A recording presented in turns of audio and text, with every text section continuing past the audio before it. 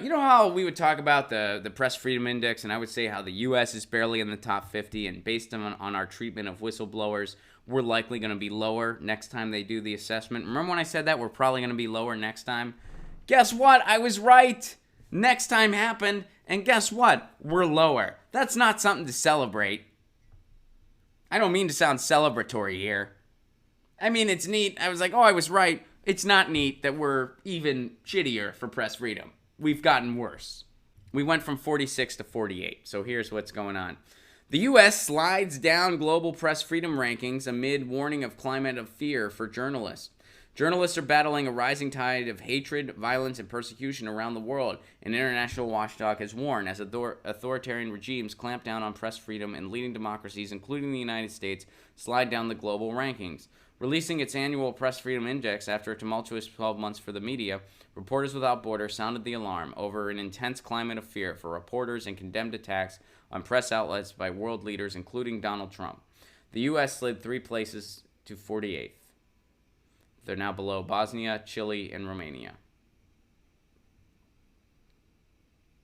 Fewer than 1 in 10 countries have a good situation for journalists.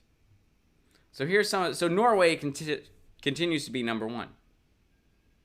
Norway is number 1. You know what Norway has? Norway has an institution, and they are committed to overseeing freedom for journalists. They oversee protection for journalists. That's one of the things this organization is committed to. 2, they're committed to prohibiting media consolidation. There are very heavy protections on how much media one company can own in Norway. 3, they're committed to protections not just for creators of news, but for consumers of news. There are very, very strict laws on all the transparency that's required by news outlets. They have to say who owns them in every for instance. So Norway has an institution dedicated to that. That's what Norway has. And again, where do they rank? Number 1. They're number 1. They don't just protect journalists, they protect consumers, and they protect their media sphere by prohibiting consolidation. We have none of those protections in the U.S. That's why we are number 48. Oh, and look who ranks a lot higher than us. The United Kingdom. They have that scary, scary state-funded media. They have the BBC, that scary, scary state-funded media. Meanwhile, they have more press freedom than we do. They're doing way better than us. BBC is not perfect. It's far from it. That's why they're not ranked first. They're ranked 33rd. But they're better than us. Having a state-funded media is a hell of a lot better than just handing it over to corporations with no restrictions whatsoever. That's what we did. Again, I used to say our media structure is toxic in the United States. Now I say we don't have a media structure in the United States, and that's toxic. That's a more accurate way of describing it.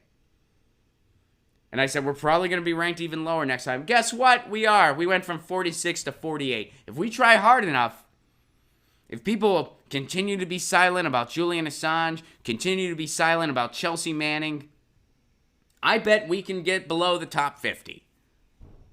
I bet next year we'll be below the top 50. Land of the free.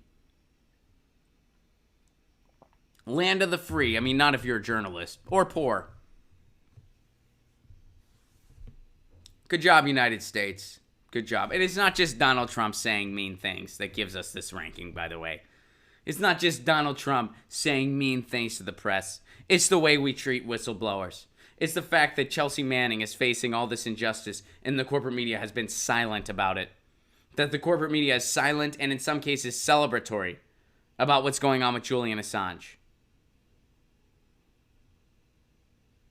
You know, there's that popular meme. First they came for the journalists, and well, we don't really know what happened after that. And that's because a lot of the people in the corporate media, they're not journalists. They're stenographers. They're mouthpieces for the establishment.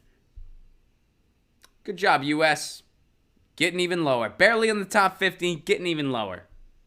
Good job. Press freedom. Get your news on with Ron. Don't you want to know what's going on? We're getting our news on today. Get your news on with Ron. Don't you want to know what's going on? We're getting our news on today. Yeah, yeah, yeah. You can tweet me an article at Ron Placone. We'll go through it together and make it our own. Get your